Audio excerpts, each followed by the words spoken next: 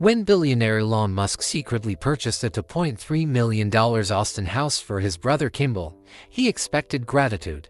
Instead, he got anger, community controversy, and a transformation that would change how America thinks about feeding itself. What started as a family gift became a movement that fed thousands, created hundreds of jobs, and proved that the world's richest people could actually help regular families if they were willing to give up control and let communities lead. But the biggest shock wasn't what Kimball did with the house.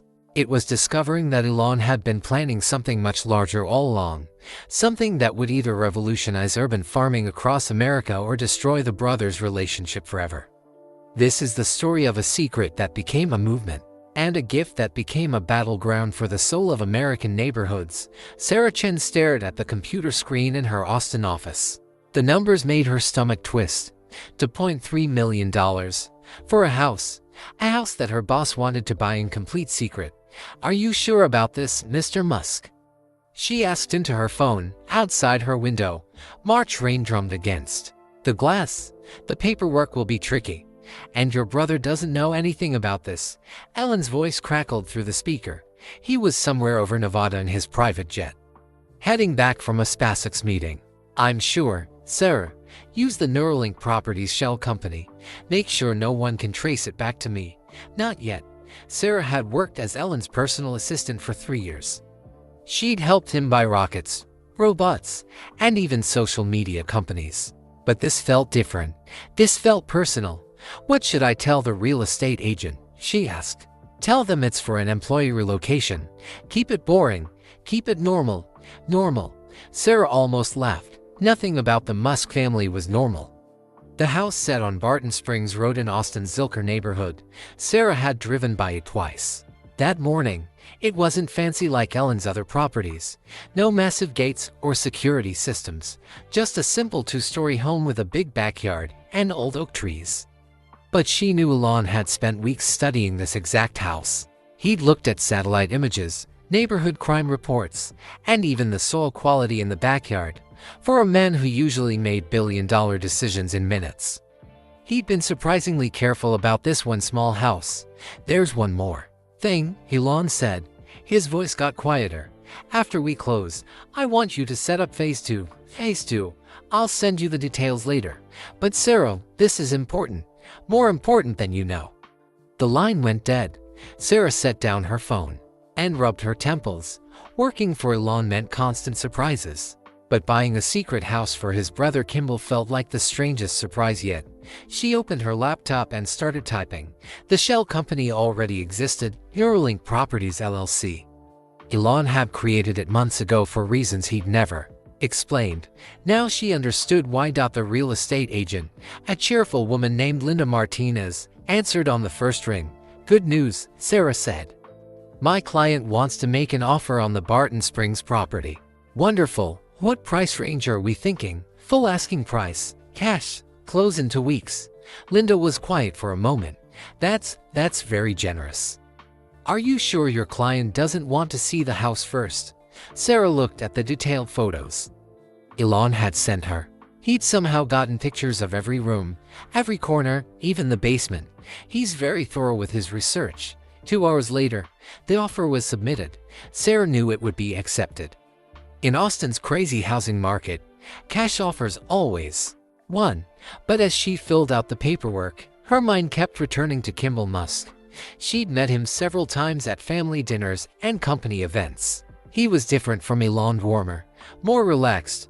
While Elon built rockets and electric cars, Kimball built restaurants and taught kids about healthy food. She remembered the last time she'd seen the brothers together. It was at a Tesla event. In December, Kimball had been talking about his restaurant costs going up. Austin rent was getting crazy, he'd said. Even successful restaurant owners were struggling. Elon had listened quietly. He always listened to Kimball, even when he seemed distracted by his phone or his thoughts about Mars colonies. Now Sarah wondered if that conversation had planted a seed. Her computer pinged with a new email from Elon. The subject line read, "Phase 2 confidential." Sarah opened it and gasped. The email contained architectural plans, equipment lists, and contact information for construction companies. But these weren't plans for a normal house renovation. They were plans for something much bigger. The equipment list included industrial-grade solar panels, water recycling systems, and something called hydroponic growing arrays. The architectural plans showed the backyard transformed into what looked like a small farm. At the bottom of the email, Elon had written a single line: "Don't tell Kimball about phase 2 until after he accepts the house. Trust me on this." Sarah saved the files to her encrypted drive and closed her laptop. Outside, the March rain had stopped, and afternoon sunlight streamed through her office windows. She thought about the Musk brothers' childhood in South Africa. Elon had told her stories during long flights, how Kimball had protected him from bullies, how they'd dreamed together about changing the world, how they'd both left home to build new lives in America. Now Elon was worth hundreds of billions of dollars. He could buy entire countries if he wanted, but he was spending his time and money on a secret house for his brother. Sarah picked up her phone to call the construction companies on Elon's list. Phase 2 would need to start immediately after closing, but first, she had to figure out how to give a man a house without making him angry, because she knew Kimball Musk well enough to know he wouldn't like charity, even from his own brother, especially from his own brother. The rain started again, harder this time. Sarah watched water run down her office windows and wondered what secrets the Musk family would reveal next. She had a feeling this was just the beginning. Kimball Musk was kneading bread dough when his phone rang. Flour covered his hands and apron. As he worked in the test kitchen of his newest restaurant location, the caller ID showed a number he didn't recognize. "Hello, is this Kimball Musk?" The voice belonged to an older woman. She sounded confused. "I'm your neighbor on Barton Springs Road." "Well, I guess I'm your neighbor now." Kimball stopped kneading. "I'm sorry. What? The house at 2847 Barton Springs Road. There are moving trucks here and construction workers. They said you're the new owner."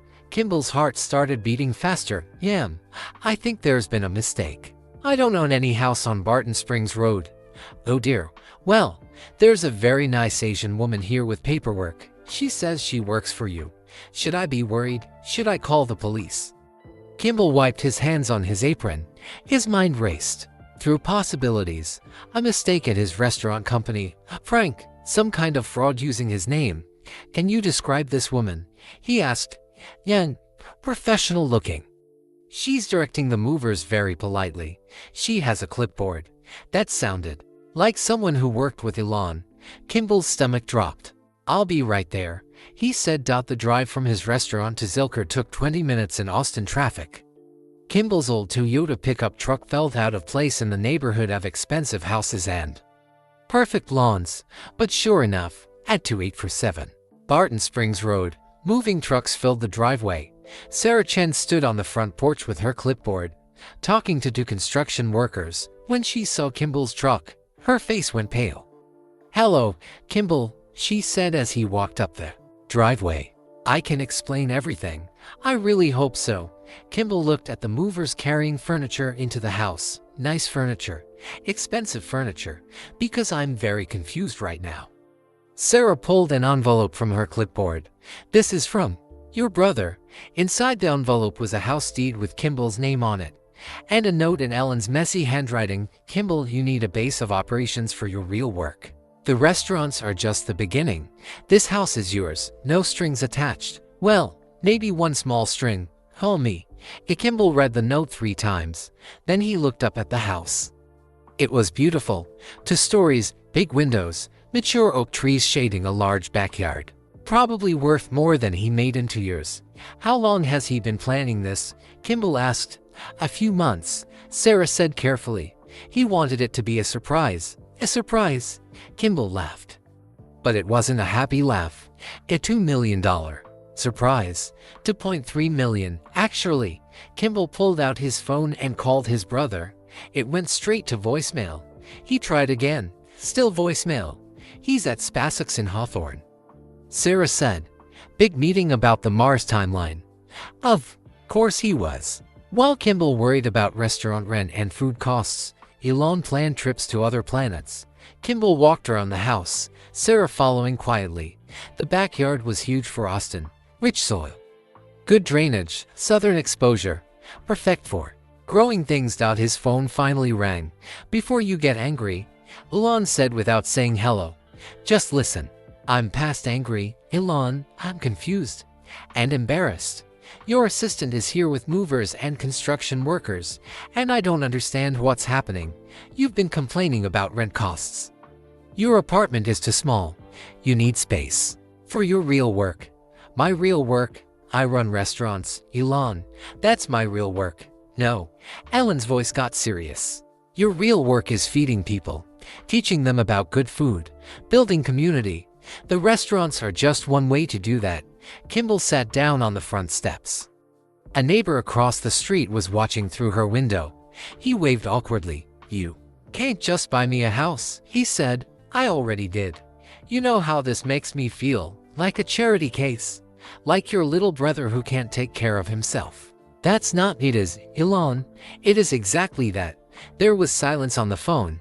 Kimball could hear voices in the background, probably SpaceX engineers discussing rocket fuel or heat shields. "Do you remember when we were kids in Pretoria?" Elon asked quietly. Kimball closed his eyes. "Which part?" "When Dad said we were dreamers, that we'd never amount to anything because we thought too big." Of course Kimball remembered. Their father Errol had been harsh about their childhood plans. Ellen's dreams of space travel, Kimball's ideas about changing how people ate, and realistic. Their father had called them. "I remember," Kimball said. "I proved him wrong about space, about electric cars, about lots of things, but I can't prove him wrong about changing the world unless we do it together." "Elon, the house isn't charity. It's an investment in us and what we can build together." Kimball looked at the backyard again. His chef's mind automatically started planning. Up gardens near the kitchen, maybe some fruit trees, a greenhouse for year-round growing. "What did you mean about my real work?" he asked. "You'll figure it out. But first, just accept the house, please." Sarah was pretending not to listen, but Kimball could tell she was following every word. The construction workers had started unloading strange equipment from their truck. Solar panels, it looked like, and some kind of metal framework. "What are they installing?" Kimball asked. "Just some upgrades. Energy-efficient stuff. You know me, and sustainable technology." Something in Ellen's voice suggested there was more to it, but Kimball was too overwhelmed to push for details. "The neighbors are going to think I'm crazy," he said. "The neighbors are going to love what you do with this place." "What am I going to do with this place?" "Like I said, you'll figure it out." After hanging up, Kimball sat on the steps for a long time. Sarah finally approached with the house keys. "There's more, isn't there?" he asked her. Sarah looked uncomfortable. "Your brother has additional plans, but he wants you to get settled first." "Additional plans for what?" "Maybe you should see the basement." They walked through the house together. It was beautiful inside. Hardwood floors, updated kitchen, big windows everywhere. But when Sarah led him downstairs, Kimball's breath caught. The basement had been converted into some kind of high-tech workspace. Computer monitors, laboratory equipment, and growing systems that looked like they belonged on a space station. "Phase 2, Sarah said quietly. "What's Phase 2? I think that's something you and your brother need to discuss." Kimball stared at the equipment. Whatever Elon had planned, it was bigger than just giving his brother a nice house. That much bigger. Those words echoed in Kimball's mind as he stood in his new backyard 3 weeks later. April sunshine warmed his face while he sketched plans on a notepad. Instead of selling the house or giving it back to Elon, he'd made a decision that surprised everyone. He was going to transform it into something Austin had never seen before. "The soil test results came back perfect," said Maya Rodriguez, kneeling beside a patch of dirt near the back fence. "Low pH, good drainage, plenty of organic matter. This yard is a gardener's dream." Maya had been a Tesla engineer until 6 months ago. She'd quit to study sustainable agriculture at the University of Texas. When Kimball posted on social media looking for farming help, she'd been the first to respond. "What about the hydroponic systems?" Kimball asked, pointing to the metal framework the construction crew had installed. "Those are interesting," Maya said, wiping dirt from her hands. "I've never seen equipment this advanced outside of research labs. Your brother really went all out." Kimball still didn't understand everything Elon had planned. The basement was full of computers that tracked soil moisture, air temperature, and something called nutrient density. It felt like mission control for a space garden. But Kimball was beginning to see the possibilities. "Mr. Musk," a voice called from the side yard. "Sorry to bother you." Kimball turned to see a tall black man in worn clothes walking toward them. He looked nervous but determined. "I'm James Washington," the man said, "but everyone calls me Jimmy. I saw your posts online about needing help with farm work." Kimball had posted on Austin community boards looking for workers. The transformation project needed more hands than just him and Maya. "Do you have farming experience?" Kimball asked. Jimmy's shoulders straightened. "Grew up on my grandmother's farm in East Texas. Been in Austin 3 years now. Since I got back from Afghanistan. Been staying at the shelter downtown, looking for steady work." Maya looked at Kimball meaningfully. They talked about hiring people who really needed jobs, not just college students looking for summer work. "What kind of work are you hoping to do here?" Kimball asked. "Whatever you need," Jimmy said. "I'm good with my hands, good with plants. And I understand what it's like to need fresh food and not know where it's coming from." Something in Jimmy's voice made Kimball pay attention. "What do you mean? When you're homeless, you eat whatever you can find. Fast food when you have money. Food bank cans when you don't. Fresh vegetables, fresh fruit. That's luxury stuff." Kimball had spent years cooking for wealthy customers at his upscale restaurants. But he'd grown up in South Africa, where food scarcity was real for many families. He understood what Jimmy meant. "Can you start tomorrow?" Kimball asked. Jimmy's face lit up. "Yes, sir. Absolutely." As Jimmy left with Maya's contact information, Kimball felt something shift in his understanding of the project. This wasn't just about urban farming or proving something to his brother. This was about addressing real hunger in his own neighborhood. That evening, Kimball called Elon from the kitchen of the new house. "I hired 2 people today," he said without greeting. "Good," Elon replied. He was at the Gigafactory in Texas, dealing with some production issue. "What kind of people?" "A former Tesla engineer who studies sustainable agriculture, and a homeless veteran who knows farming." Elon was quiet for a moment. "Tell me about the veteran." Kimball described his conversation with Jimmy, how the man had connected food security with dignity, how he'd understood immediately what they were trying to build. "His name is James Washington," Kimball finished. "Hire more people like him," Elon said. "What do you mean?" "People who understand the problem we're trying to solve. Not just the technical problem. The human problem." After hanging up, Kimball walked through the house that was becoming his home.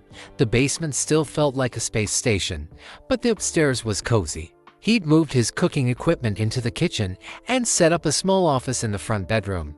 His neighbors were starting to get curious. Mrs. Patterson from across the street had brought over cookies and asked polite questions about the construction project. The family next door had kids who peered through the fence at the growing systems. Some neighbors seemed worried. At the grocery store, Kimball had overheard 2 women talking about property values and weird projects, but others seemed interested. A retired teacher had stopped by to ask if she could volunteer. Kimball's phone buzzed with a text from Maya. "Delivery truck coming tomorrow. Big one. Hope you're ready for phase 2 equipment." Phase 2? Kimball still didn't know exactly what that meant. But he was starting to understand it involved more than just growing vegetables in his backyard. Opened his laptop and started researching food banks in Austin, homeless shelters, community centers, school lunch programs. The more he read, the more he realized how many people in his adopted city struggled with food insecurity.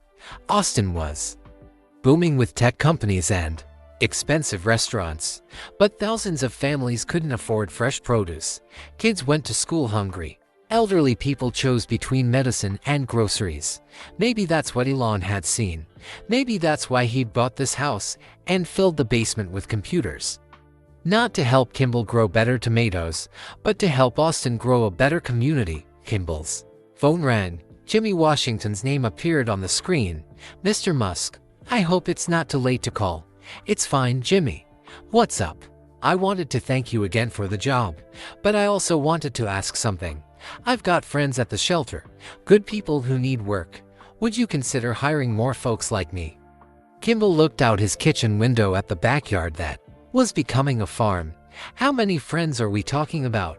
Maybe 5 or 6 to start. All veterans. All experienced with different kinds of work. Have them come by this weekend. We'll figure something out." After Jimmy hung up, Kimball sat in his kitchen making lists. Workers to hire, equipment to install, community organizations to contact. The project was growing beyond what he'd imagined. His phone buzzed with another text, this time from Elon. "Saw the local news story about your project. Good coverage. Ready for the next phase." Kimball hadn't seen any news story. He quickly searched online and found a short article in the Austin American-Statesman. Tesla co-founder's brother starts up and farm in Zilker. The article included quotes from Maya about sustainable agriculture and a photo of Jimmy working in the backyard. But at the end, there was a line that made Kimball's stomach tighten. "City officials are reviewing the property to ensure all activities comply with residential zoning laws." Kimball realized his transformation project might face bigger challenges than soil chemistry and plant diseases. But as he looked at the lists he'd made, the people he'd hired, and the community that was already forming around the house, he felt ready for whatever came next. The house Elon had given him was becoming something neither brother had fully planned. Something bigger than a gift or a business venture. It was becoming a movement. By mid-May, the transformation was impossible to ignore. What had started as Kimball's private project now buzzed with activity from sunrise to sunset. The backyard farm produced more vegetables than anyone had expected, and the surplus was finding its way to families who needed it most. Maya stood in the greenhouse, checking the hydroponic lettuce systems. "We harvested 40 pounds of greens yesterday," she told Kimball. "And the tomatoes are coming in faster than we can pick them." "Where did it all go?" Kimball asked, wiping sweat from his forehead. The May heat was building, but the greenhouse stayed cool thanks to Elon's advanced climate control systems. Jimmy took most of it to the shelter downtown. The rest went to the food bank on East Cesar Chavez Street. Jimmy had become more than just a worker. He'd become the bridge between the farm and Austin's hungry families. His truck made daily runs to shelters, food banks, and community centers. Word was spreading that fresh produce was available for free at specific locations. "Mr. Musk," a voice called from the front yard. Kimball walked around the house to find a woman in her 30s standing with 2 young children. She looked nervous but hopeful. "I'm Maria Johnson," she said. "I heard about your farm from the food bank. They said you might teach people how to grow their own food." Kimball looked at the children, a boy about 8 and a girl maybe 6. They stayed close to their mother, watching him with wide eyes. "What would you like to learn?" he asked. "Everything," Maria said. "We lost our house in the winter storm 2 years ago. Been living in an apartment since then, but it's expensive. If I could grow some of our own food, it would help with groceries." 2021 Texas winter storm had been devastating. Kimball remembered the news coverage of frozen pipes, power outages, and families struggling to find food and warmth. Many people were still recovering. "Do you have any space for growing?" Kimball asked. "A small balcony, and maybe some pots by the window." Maya appeared from the backyard, carrying a basket of fresh herbs. "Container gardening is perfect for apartments," she said. "We can teach you how to grow herbs, lettuce, even cherry tomatoes in small spaces." The Johnson children's eyes lit up at the sight of the vegetables. The little girl whispered something to her brother. "They want to know if they can eat the tomatoes," Maria translated, looking embarrassed. "Of course," Kimball said. He picked 2 ripe cherry tomatoes from Maya's basket. "These are for you." As the children bit into the tomatoes, their faces showed pure joy. Kimball felt something shift in his chest. This was what the project was really about. Not just growing food, but sharing it with families who needed it most. "Can you come back this Saturday?" Maya asked Maria. "We're starting container gardening classes." "How much does it cost?" "Nothing. We provide the containers, soil, and seeds. You just bring yourself and your kids." After the Johnson family left, more visitors arrived. An elderly man looking for fresh herbs for his arthritis medicine. A college student who wanted to learn about sustainable farming, a mother with 3 teenagers who'd heard about free vegetables. By evening, Kimball had talked to 12 different families. Each had their own story, their own struggles with food costs and access to fresh produce. "We need to get organized," Maya said as they sat on the back porch. "This is bigger than we planned."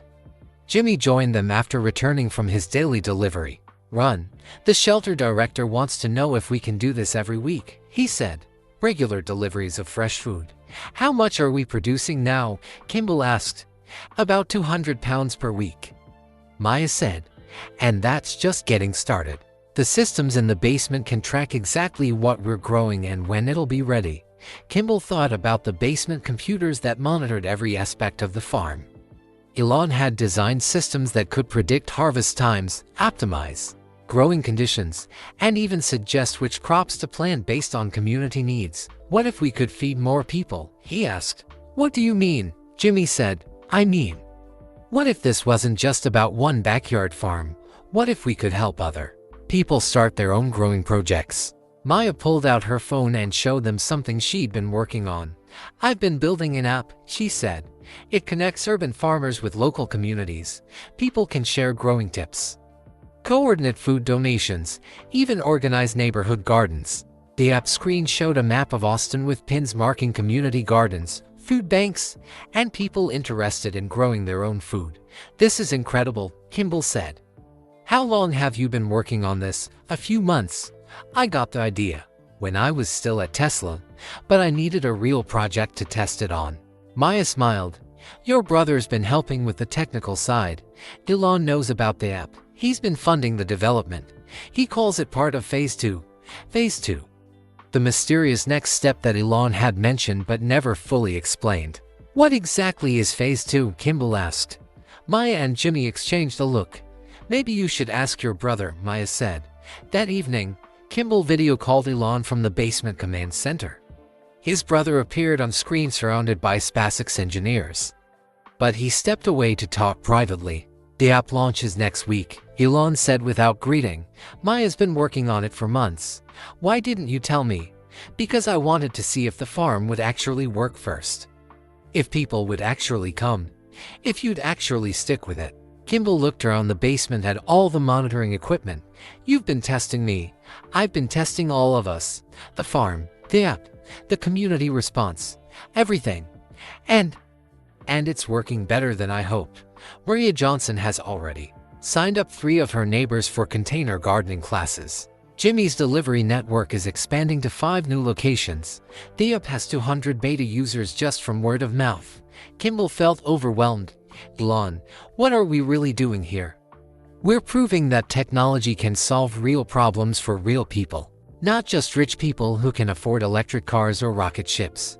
Regular families who need fresh food and community support. But why start with me? Why not just launch the app and hire a team?" Elon was quiet for a moment. "Because I needed someone I trust. Someone who understands food and people. Someone who won't give up when things get difficult." "Things are about to get difficult, Kimball. We've been getting calls from city officials about zoning violations. Some of your neighbors are complaining about the increased traffic and activity. And there's a development company that's been asking questions about the property." Kimball's stomach tightened. "What kind of questions?" "The kind that suggests they want to buy up the whole neighborhood for luxury condos. Your farm is making that harder for them. So we're not just growing vegetables. We're fighting gentrification. We're fighting for the right of communities to feed themselves and support each other. That threatens people who profit from keeping communities dependent and disconnected." After ending the call, Kimball sat in the basement surrounded by humming computers and growing systems. Above him, he could hear Maya and Jimmy cleaning up from the day's work. The house that had started as Ellen's secret gift was becoming something much more complex.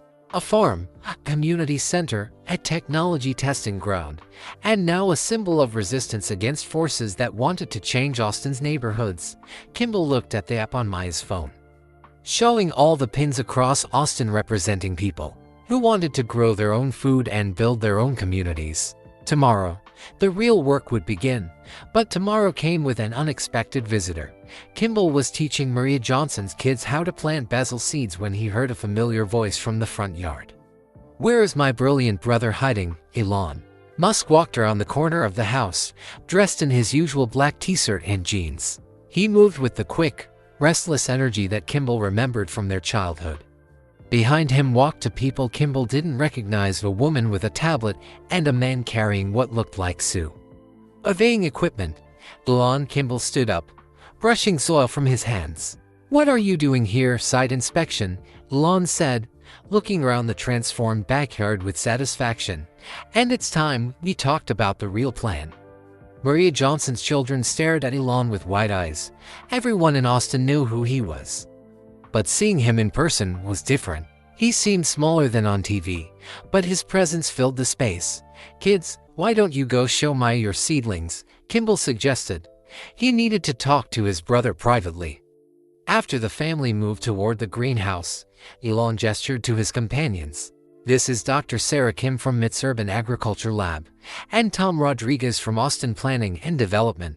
Kimball shook hands with both visitors, wondering what kind of meeting required an MIT professor and a city planning official. "Tom has some interesting news about your zoning situation," Elon said.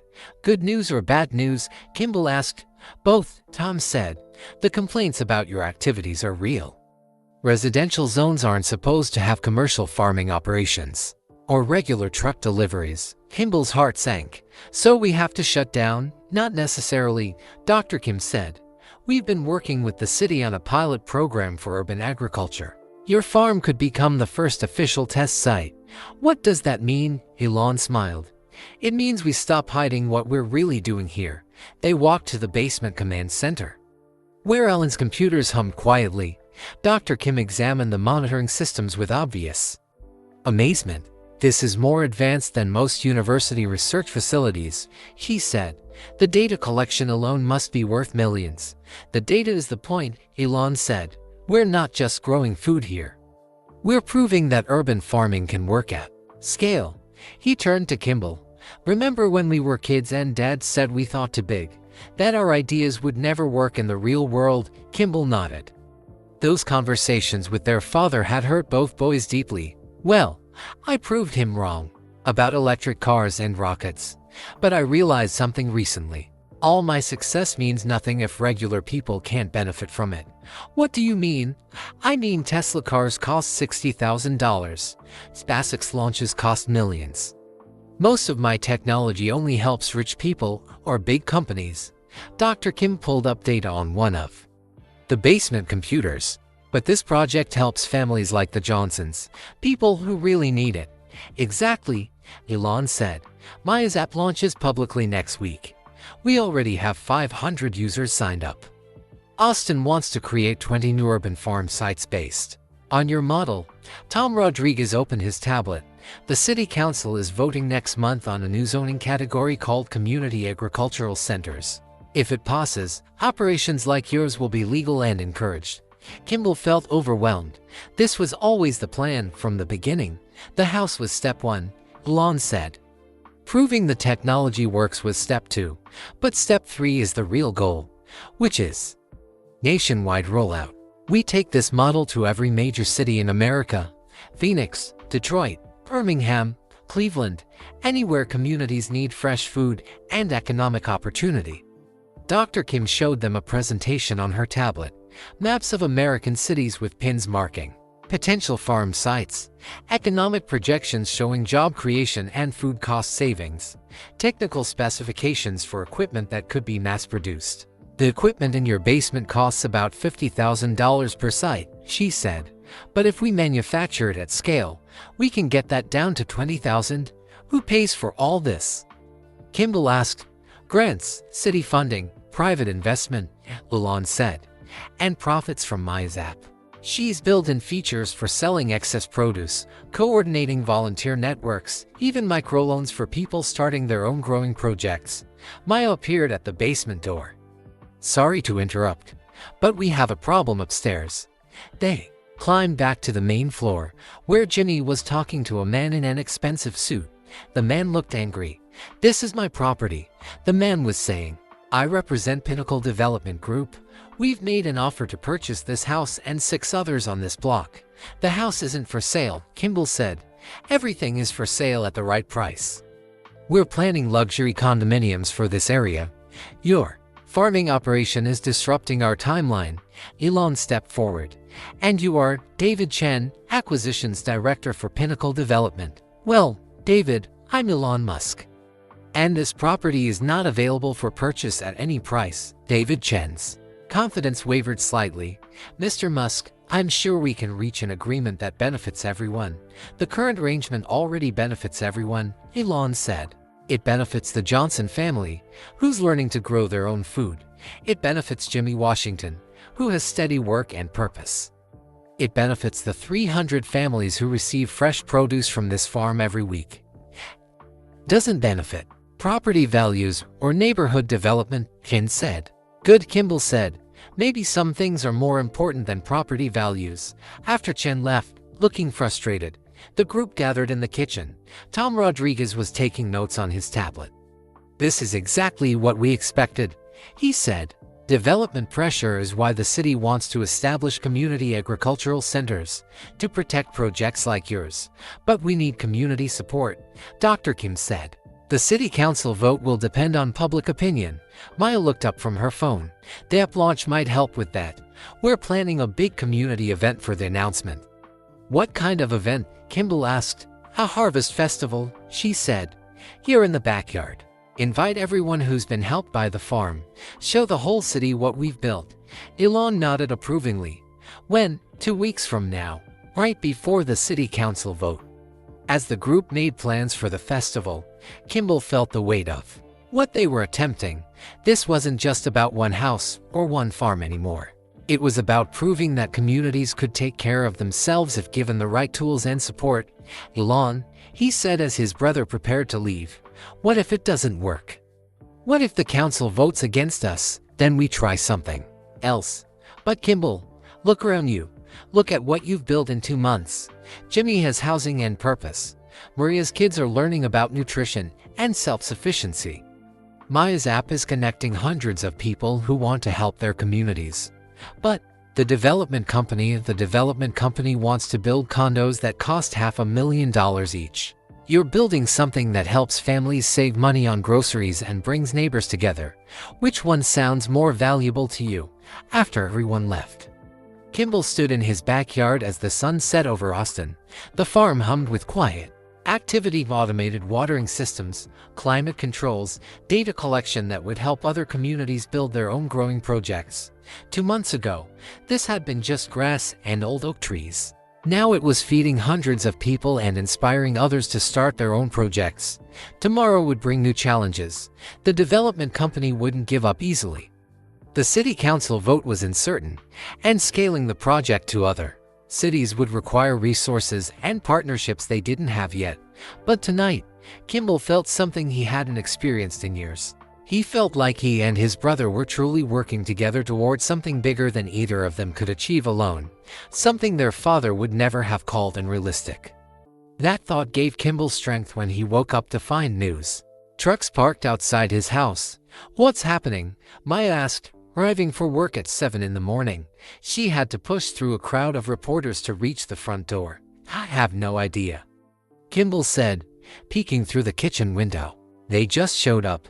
His phone had been buzzing all night with calls from unknown numbers. He turned it off after the 10th voicemail from reporters asking for interviews about his revolutionary urban farm project. Jimmy arrived through the back gate, avoiding the media crowd. "The story's everywhere," he said, showing them his phone screen. Austin American-Statesman, CNN, even the New York Times. The headlines made Kimball's stomach churn. Musk brothers launch urban farm empire. Tesla fortune funds food revolution. Billionaire's brother fights gentrification with vegetables.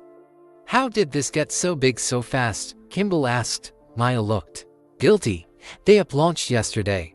I put out a press release about the Harvest Festival. I thought it would just get local coverage." "You thought wrong," Jimmy said, but he was smiling.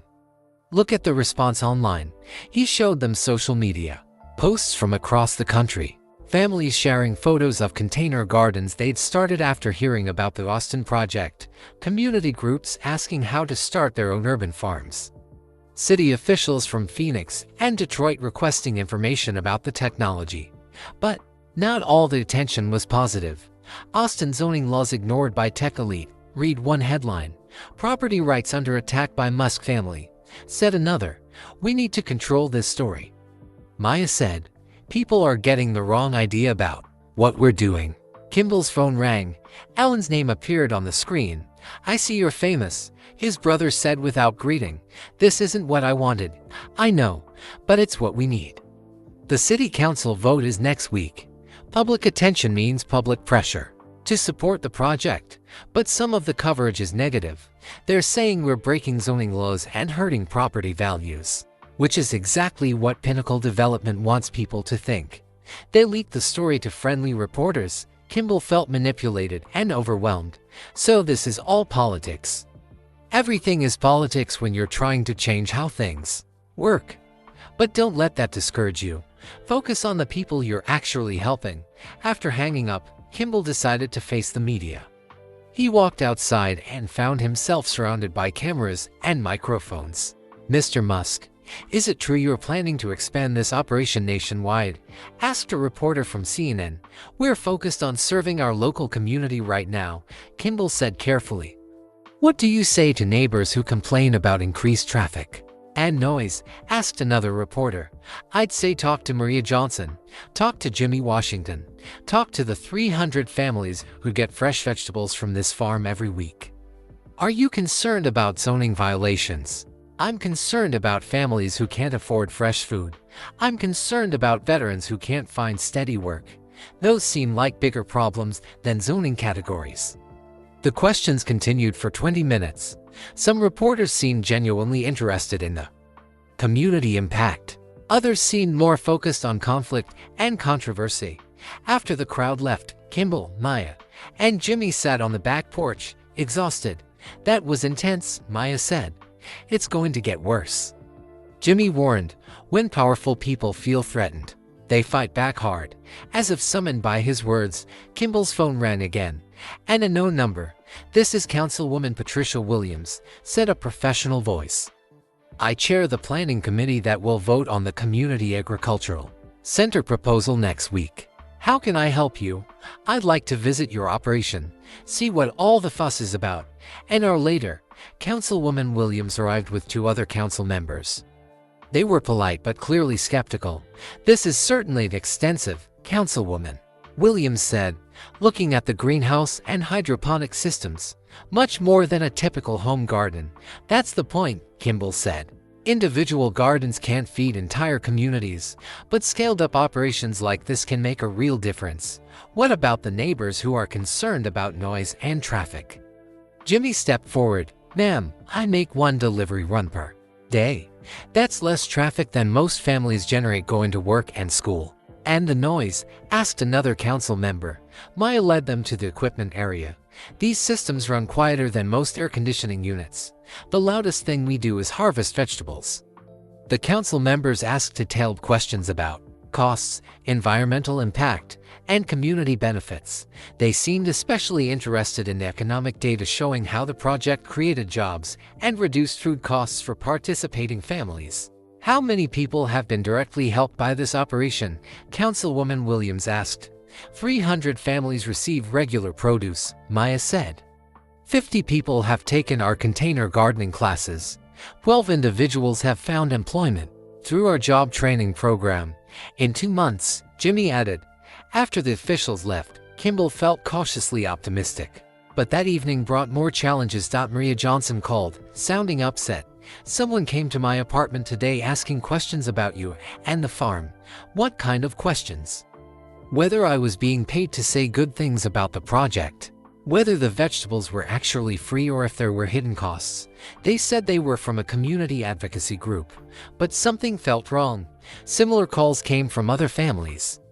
Someone was conducting what seemed like opposition research, trying to find problems with the project or people willing to speak against it. It's Pinnacle Development, Maya said. They're trying to build a case that the project is harming the community. But that's not true, Kimball said. Truth doesn't always matter in politics.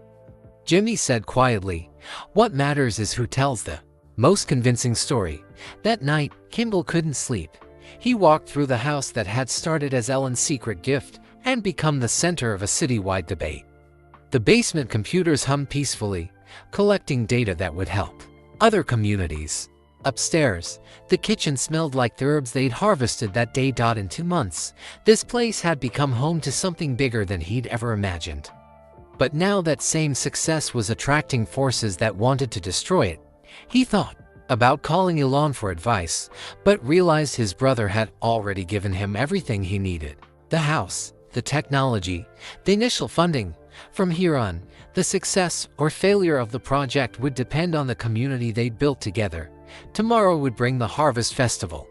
Hundreds of people who'd been helped by the farm would gather to show the city what they'd accomplished together. It would be their chance to tell their own story, in their own words. Kimball just hoped it would be enough. The Harvest Festival began at sunrise on Saturday morning, and by 8 o'clock, the backyard was filled with people Kimball barely recognized as the same struggling families who'd first visited the farm. Maria Johnson stood at a table teaching container gardening to a group of 20 neighbors. Her children, the same kids who'd been shy about eating tomatoes 2 months ago, were confidently explaining how to plant herbs to other children. "Remember, basil needs lots of sunlight," 8-year-old Carlos Johnson told a girl half his age. "And you have to water it every day, but not too much." Jimmy Washington had set up a job training booth where he was helping other veterans fill out applications for urban farming positions. 3 more cities had contacted him about starting similar programs after seeing the media coverage. "Detroit wants us to come next month," Jimmy told Kimball. "Phoenix is offering to fund a pilot program. Birmingham is talking about converting vacant lots into community farms." Maya moved through the crowd with her tablet, showing people how to use the app that now connected over 2,000 urban farmers across Texas. The technology that had started in Ellen's basement was spreading faster than anyone had expected. But the most powerful moment came when Mrs. Patterson, the elderly neighbor who'd brought cookies on Kimball's first day, stood up to address the crowd. "I've lived on this street for 35 years, she said. "I've seen families come and go. I've watched property values rise while community connections fell apart. But in the past 2 months, I've gotten to know more neighbors than I had in the previous 5 years." The crowd listened quietly as she continued. "My granddaughter Sophia visits me every weekend now because she loves helping with the gardens. My neighbor Mrs. Rodriguez shares vegetables with me because she grows more than her family can eat. And Jimmy helped me fix my front steps last week just because he's a good person." Applause filled the backyard. Kimball felt tears forming in his eyes. "That's what this project really does," Mrs. Patterson said. "It doesn't just grow food, it grows community." But not everyone in attendance supported the project. David Chen from Pinnacle Development arrived with a small group of people carrying signs, "Protect property values and stop illegal zoning changes. This operation violates residential zoning laws," Chen announced loudly. "It brings commercial traffic into a neighborhood designed for families." "I am a family," Maria Johnson shot back. "And this farm helps me feed my children." "The real issue is precedent," said a woman with Chen. "If we allow this, what's next? How to repair shops in backyards, retail stores in residential areas, fresh vegetables," Jimmy said calmly. "That's what's next. Fresh vegetables for families who need them." The confrontation drew local news cameras that had been covering the festival. Kimball found himself answering hostile questions while trying to keep the focus on community benefits. "Mr. Musk, do you think wealthy individuals should be able to ignore city laws?" asked a reporter who clearly supported the development company. "I think communities should be able to feed themselves," Kimball replied. "And I think we should change laws that prevent people from growing food in their own neighborhoods." The tension was broken when Councilwoman Williams arrived with the other planning committee members. They'd come to see the festival for themselves before Monday's vote. "This is impressive," she admitted, watching children learn about composting while their parents discuss starting neighborhood gardens. "Much more organized than I expected." Maya gave the council members a tour, showing them the app's impact. Data. In 3 months, users had started 47 community gardens across Austin. Food bank donations had increased by 30%. 12 unemployed individuals had found work through the job training program. What about the concerns raised by Mr. Chen and his group? Asked another council member. Valid concerns deserve honest answers, Kimball said. We generate less traffic than most home businesses. Our noise levels are lower than lawn mowers. And our property values, he gestured around the crowded. Happy festival. Look around and tell me this neighborhood doesn't feel more valuable. The council members spent 2 hours at the festival. They talked to families, watched demonstrations, and saw data proving the project's positive impact. But they also listened to complaints from Chen's group about traffic noise and legal precedents. As the afternoon wound down, Kimball felt cautiously hopeful. The community turnout had been amazing. The media coverage was mostly positive. Even some initial skeptics seemed convinced by what they'd seen, but then Maya pulled him aside with concerning news. I've been monitoring social media all day, she said quietly. There's an organized campaign against us. Fake accounts posting negative comments. Bots spreading stories about property damage and neighborhood disruption. How can you tell they're fake? The accounts were all created this week. They're posting identical comments on multiple platforms, and they're focusing on the same talking points that Chen's group used today. Jimmy joined their conversation. I've been hearing rumors too. Someone's been calling the families who get vegetables from us, offering money if they'll speak against the project at Monday's council meeting. Kimball felt his optimism drain away. Did anyone accept? Not so far, but they're offering serious money. $500 just to attend the meeting and say the farm caused problems for their family. That's bribery. That's politics, Maya said grimly. And we need to be ready for it. As the festival crowd cleaned up, Kimball gathered his core team on the back porch. Maria Johnson, Jimmy Washington, Maya Rodriguez, and Mrs. Patterson. The people who turned Ellen's gift into a community movement. Monday's vote is going to be close, he said. They're going to attack us with everything they have. Fake social media campaigns, paid opposition, legal challenges. What can we do? Maria asked. Tell the truth, Mrs. Patterson said firmly. Tell our stories. Show them what this place really means to real people. I can organize the families who've been helped, Jimmy said. Make sure they're at the council meeting. I'll counter the social media lies with real data. Maya added. The app tracks everything. We have proof of our impact, and I'll bring my whole neighborhood, Mrs. Patterson said, including some folks who weren't sure about the project at first but came around after seeing how it works. As the sun set over Austin, Kimball looked at the small group that had become his closest allies. 3 months ago, they'd been strangers. Maya was a burned-out engineer. Jimmy was homeless. Maria was struggling to feed her family. Mrs. Patterson barely knew her neighbors. Now they were a team, ready to fight for something they'd built together. Whatever happens Monday, Kimball said. We've already proven something important. We've proven that communities can take care of themselves if given the right tools and support. And we've proven your father was wrong, Mrs. Patterson added quietly. Kimball looked at her with surprise. Elon told me about your childhood, she explained.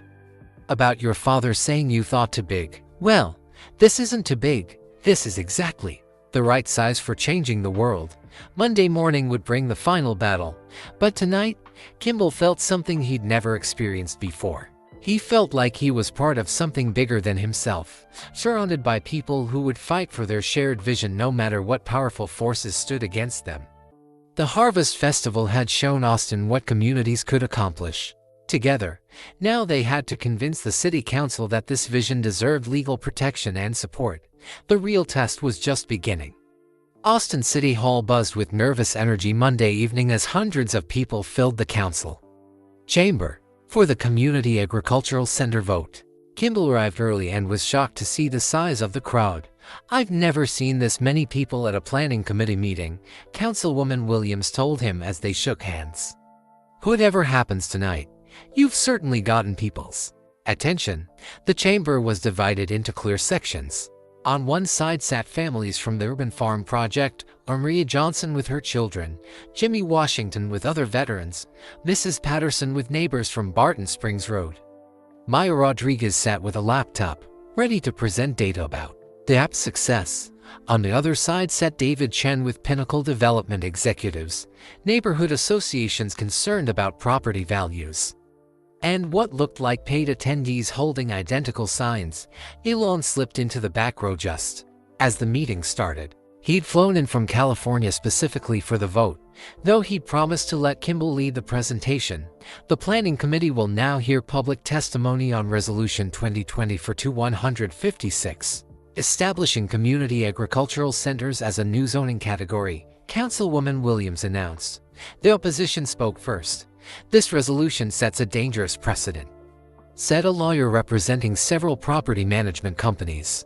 "If we allow commercial farming in residential areas, we open the door to any business claiming community benefit." David Chen presented a slideshow about property values and neighborhood character. The Barton Springs operation has increased traffic by 40% and created noise disturbances during morning harvest hours, he claimed. "That's not true," Jimmy whispered to Kimball. "We measured the traffic. It's 1 truck per day." But Chen continued with statistics that sounded official but felt misleading. Property insurance costs in the area have increased due to commercial equipment on residential premises. Neighboring homes have experienced decreased market values. Several people spoke against the resolution, including a woman who claimed the farm attracted undesirable individuals to her neighborhood. Kimball noticed she kept glancing at notes in her hand. "These people have been coached," Maya whispered. "Same talking points, same phrases." When the opposition finished, Councilwoman Williams called for supporters to speak. Jimmy Washington was the first to approach the microphone. "My name is James Washington. 3 months ago, I was homeless and unemployed. I'm a veteran who served 2 tours in Afghanistan, but I couldn't find steady work when I came back." The chamber grew quiet as Jimmy continued. "Kimball Musk gave me a job when no one else would. Not because I had fancy credentials, but because I understood what it meant to need help. Now I coordinate food distribution to 12 locations across Austin. I've helped 8 other veterans find work through this program." Jimmy's voice grew stronger. "Mr. Chen talks about property values. I talk about human values. Which matters more, the price of houses or the dignity of people who live in them?" Applause filled the chamber. Despite the chairwoman's request for silence, Maria Johnson spoke next, bringing her children to the microphone with her. "Before the urban farm, my family spent $60 a week on groceries and still couldn't afford fresh vegetables," she said. "My kids ate canned food and processed meals because that's what we could afford." 8-year-old Carlos stepped closer to the microphone. "Now I know how to grow my own food. And I teach other kids at school. We started a garden in our apartment with pots on the balcony. The farm didn't just give us vegetables," Maria continued. "It gave us skills, community, and hope for a better future." Mrs. Patterson surprised everyone by asking to speak. "I'm 82 years old," she said, walking slowly to the microphone. "I've seen this neighborhood change many times. I remember when families knew each other, when children played together, when neighbors helped neighbors." She turned to look directly at the council members. "For 30 years, I watched this community drift apart. People moved in and out without connecting. But in 3 months, this farm has brought us back together. I know every family within 3 blocks now. My neighbors share vegetables, watch each other's children, and help with household repairs. That's not a zoning violation. That's what neighborhoods used to be." The most powerful testimony came from an unexpected source. Dr. Patricia Hernandez, chief of pediatrics at Dell Children's Medical Center, approached the microphone. "I wasn't planning to speak tonight," she said, "but I've been treating children from the families involved in this project. The health improvements are remarkable." She opened a folder of papers. "Children who receive fresh produce from the urban farms show improved nutrition markers, better school performance, and fewer doctor visits for diet-related problems. This isn't just about zoning laws. It's about public health. It's about preventing childhood obesity and diabetes. It's about giving families access to medicine that grows in the ground." Maya presented the technical data last. The app now connects 3,000 users across Texas, she said. Showing charts on a large screen, we've documented the creation of 67 community gardens, 300 new jobs, and food cost savings of $2 million for participating families. The environmental benefits are significant too. Our urban farms reduce transportation costs for fresh produce, decrease packaging waste, and create green spaces that improve air quality. But the most dramatic moment came when Kimball spoke. 3 months ago, my brother gave me a house, he said. I was angry about it. I felt like charity. I wanted to give it back. But I realized something. The house wasn't really a gift to me. It was a gift to this community. My brother saw problems that needed solving and gave us tools to solve them. Kimball looked around the packed chamber. Everyone here tonight proves that communities can take care of themselves if we change laws that get in the way. The opposition talks about property values and legal precedents. We talk about feeding families and creating jobs. Both are important, but only one builds the kind of city we want to live in. Austin calls itself the live music capital of the world. Maybe it's time we became the community agriculture capital too. As Kimball returned to his seat, the chamber erupted in applause that lasted nearly 2 minutes.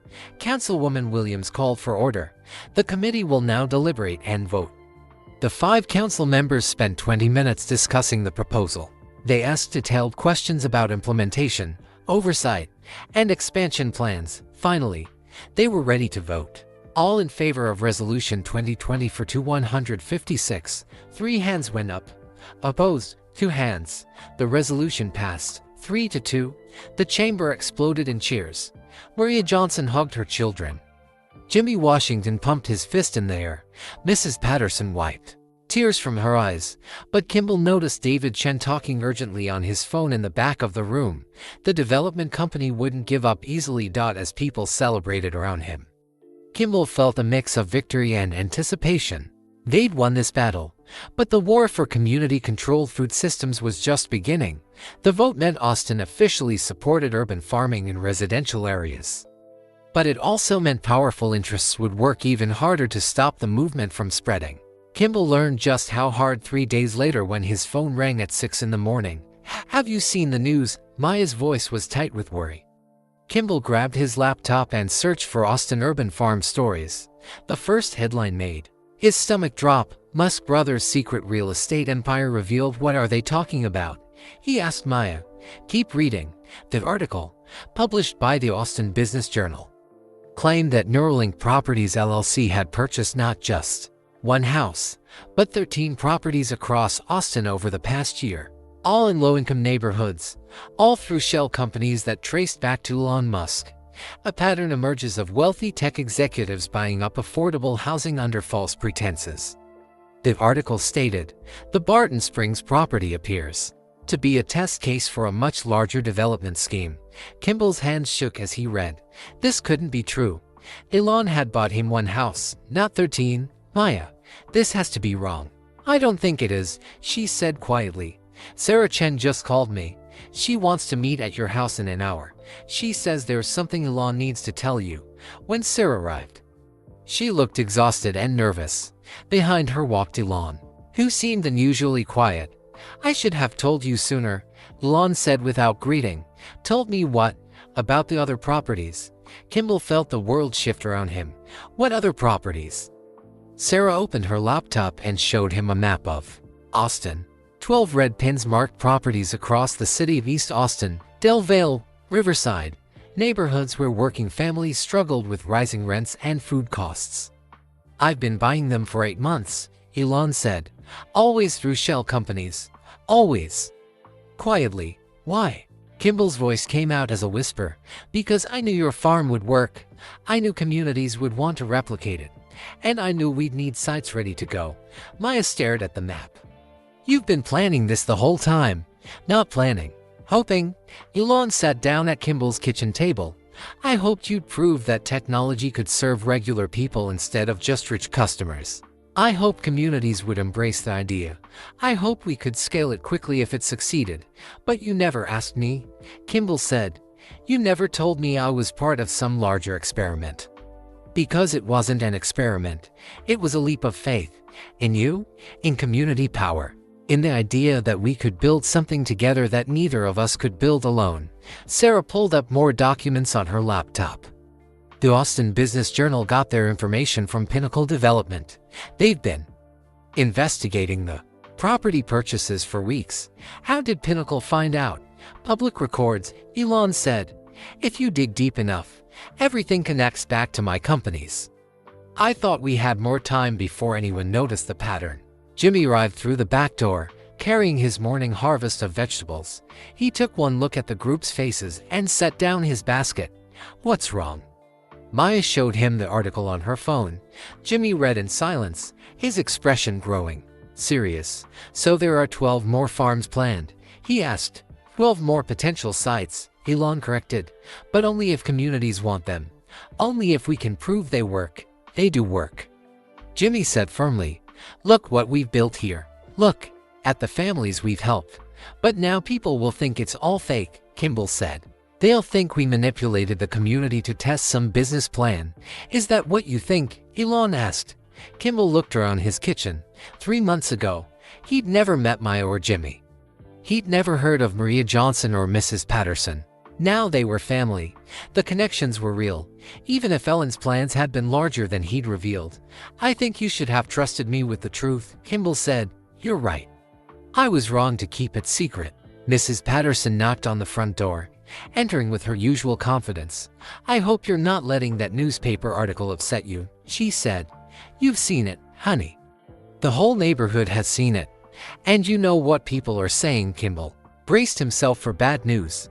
They're saying it's about time someone with money and influence used it to help communities instead of exploit them. She sat down at the table with the rest of them. You think we care whether your brother bought 1 house or 12. We care that our children are eating fresh vegetables. We care that Jimmy has steady work. We care that our neighborhood feels like a community again. Maya's phone started buzzing with notifications. The app is exploding, she said, checking the screen. Thousands of new users signing up, cities calling about starting their own programs. Good calls or bad calls? Kimball asked. Both. Detroit wants to partner with us immediately. Phoenix is offering city funding for 5 sites.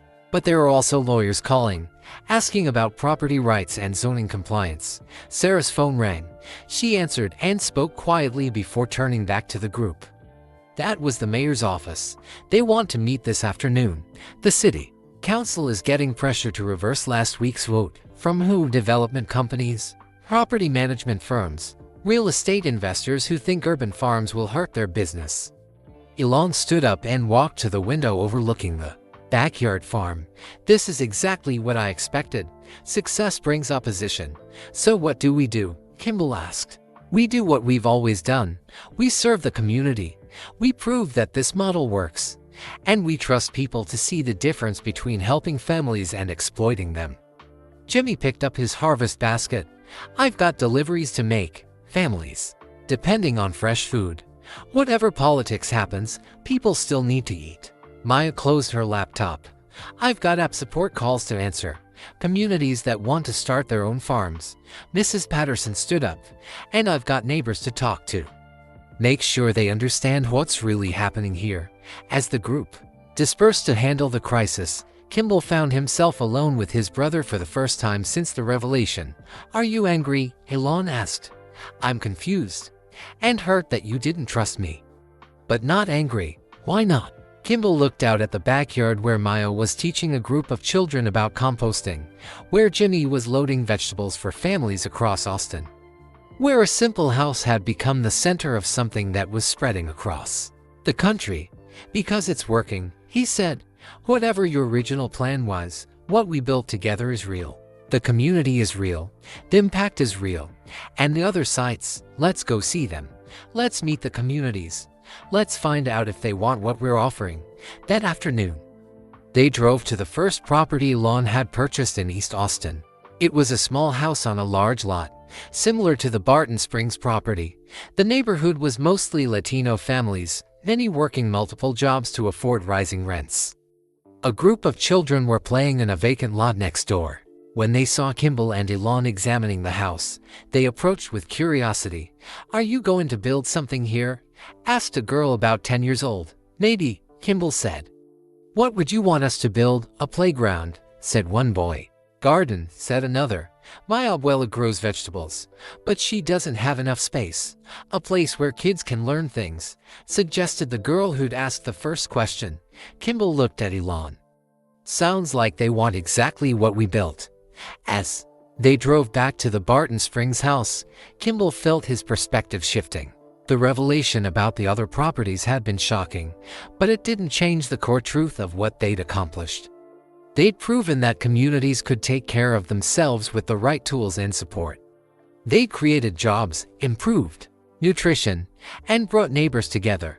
They'd shown that technology could serve regular families, not just wealthy customers. The newspaper article would bring scrutiny and opposition, but it would also bring attention to the communities they were trying to help. "Ready for Phase 3?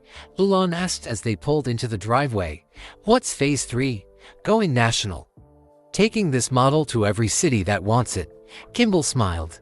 "I thought we were already doing that. Not like this. This time, we do it completely in the open. No shell companies, no secrets. Full community partnership from day one." That evening, Kimball sat in his backyard as the sun set over Austin. The farm hummed with quiet activity. The basement computers collected data that was helping communities across the country. The kitchen smelled like fresh herbs that would feed families tomorrow. And for months, a simple gift had become a movement that was spreading nationwide. The revelation about Elon's larger plans hadn't destroyed what they'd built. It had revealed just how much bigger it could become. Tomorrow would bring new challenges. More opposition from development companies, more scrutiny from media and politicians, more pressure as the movement grew beyond what any of them could control alone. But tonight, Kimball felt ready for whatever came next. Because he finally understood what his brother had seen from the beginning. They weren't just growing vegetables, they were growing a new way for communities to take care of themselves. And that was worth fighting for. 6 months after the city council vote, Kimball stood in the backyard where it all began, watching something he'd never imagined possible. Hundreds of people filled the space for the first annual Austin Community Agriculture Festival. But these weren't just local families anymore. Visitors had come from Detroit, Phoenix, Birmingham, and 12 other cities where community farms were now growing.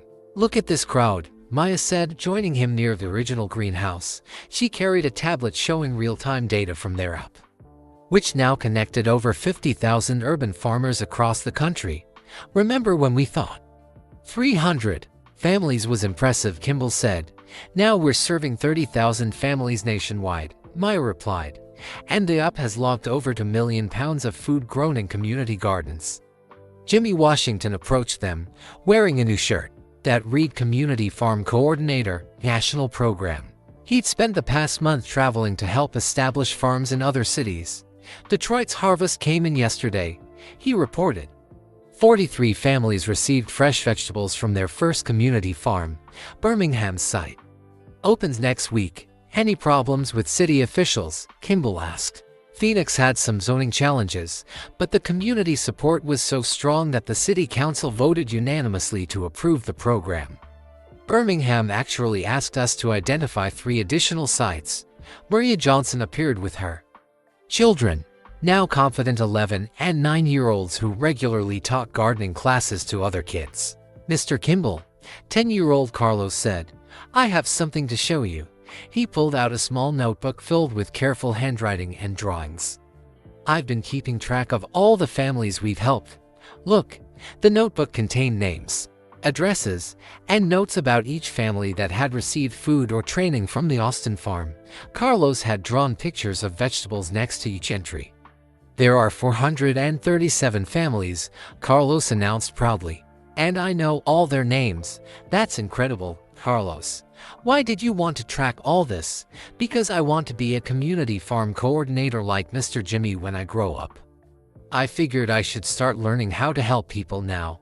Mrs. Patterson, now 83 and still energetic, led a group of visitors from Portland, Oregon. They'd come to study the Austin model before starting their own community farm. The secret ingredient, she was telling them, isn't the technology or the money. It's the relationships. You have to know your neighbors. You have to care about each other's children. You have to share both the work and the harvest. Elon arrived quietly, as he often did these days.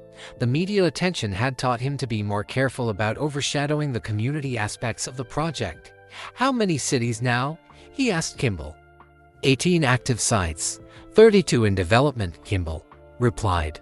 The waiting list is over 100 cities, and funding, between city grants, federal agriculture programs, and private donations, we are financially sustainable. Maya's app generates enough revenue to support the technical infrastructure. The sites pay for themselves through reduced food costs and job creation. They walked through the festival together, past booths where families shared cooking recipes using farm vegetables, where veterans taught job skills to other unemployed residents, where children demonstrated composting techniques to amazed adults. Do you remember what Dad used to say about our dreams being unrealistic? Elon asked. Every day, Kimball replied. I think we can officially say he was wrong. Dr. Patricia Hernandez from Dell Children's Medical Center had set up a health screening booth. She was documenting the medical benefits of fresh food access for families in the program. The results are remarkable, she told them. Children in the program show 20% better nutrition markers than the control group. Diabetes risk factors have decreased significantly in participating adults. We're seeing real health improvements across entire families. Have you published the research yet? Next month in the Journal of Community Health. Other medical centers are asking to replicate our study in their cities. As the afternoon continued, Kimball found himself reflecting on the journey that had brought them here. An angry phone call when he'd first discovered the house, the nervous early days of learning to farm, the media storm that had threatened to destroy everything. But most of all, he thought about the relationships that had grown from those uncertain beginnings. Jimmy Washington had found not just a job, but a calling. He now coordinated urban farms in 6 states and was training other veterans to become community leaders. Maya Rodriguez had turned her engineering skills towards solving real human problems. Her app was being studied by universities and copied by agriculture programs worldwide. Maria Johnson had become a certified master gardener and taught container farming classes at 3 Austin community colleges. Her children were confident, healthy kids who understood both where food came from and how communities could support each other. Mrs. Patterson had become an official ambassador for community agriculture, speaking at conferences and mentoring neighborhood leaders in other cities. And Kimball himself had found something he'd been searching for his entire career: a way to use his skills and resources to serve people who really needed help. Each time, Maya announced, pointing to a small stage where a microphone had been set up. Kimball addressed the crowd as the sun began to set over Austin. Families sat on blankets, children played between the growing beds, and visitors from across the country listened carefully. A year ago, this backyard was just grass and old trees, he began. Today, it's the center of a movement that's feeding thousands of families and creating hundreds of jobs. But the most important thing we've grown here isn't vegetables, it's relationships. It's the understanding that communities can take care of themselves when we work together. He gestured toward Jimmy, Maya, Maria, and Mrs. Patterson. The people who built this place didn't need fancy technology or millions of dollars. They needed each other. They needed neighbors willing to share work and resources. They needed the belief that ordinary people can create extraordinary change.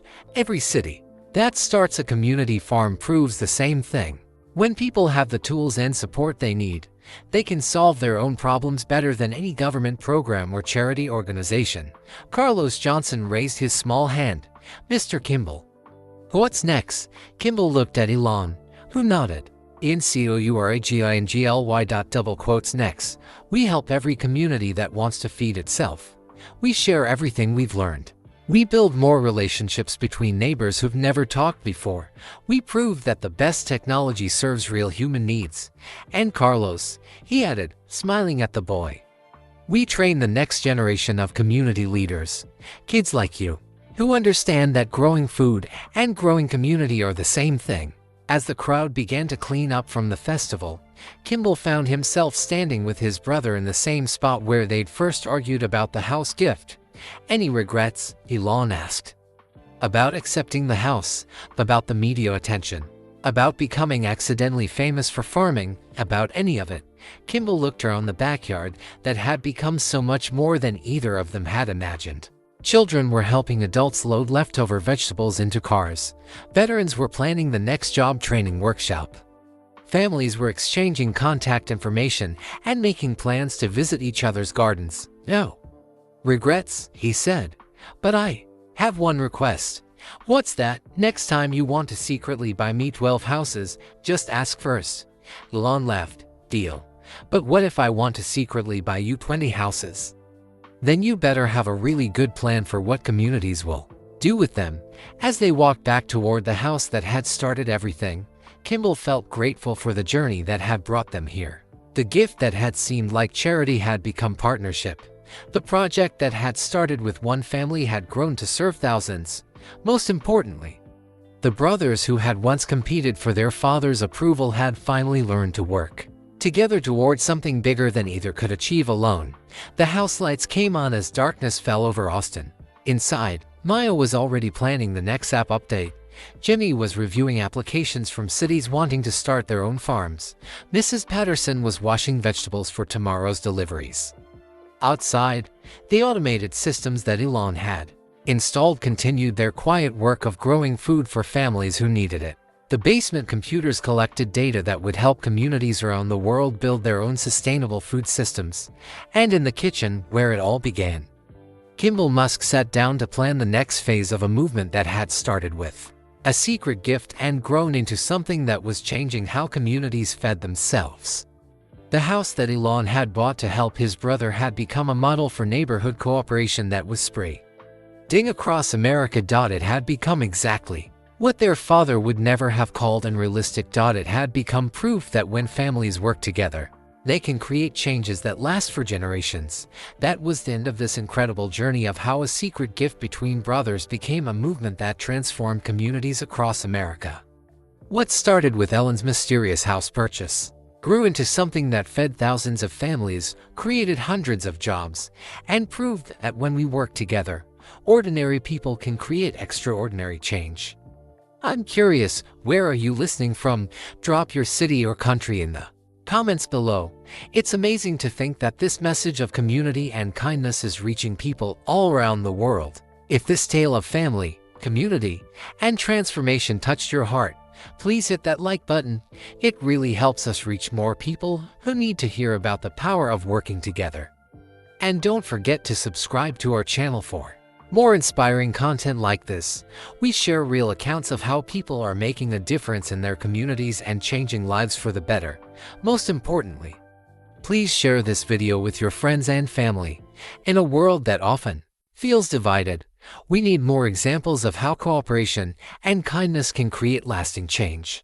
Your share might inspire someone in your circle to start their own community project or simply be more generous with their neighbors. Remember, every great movement starts with one person deciding to help another.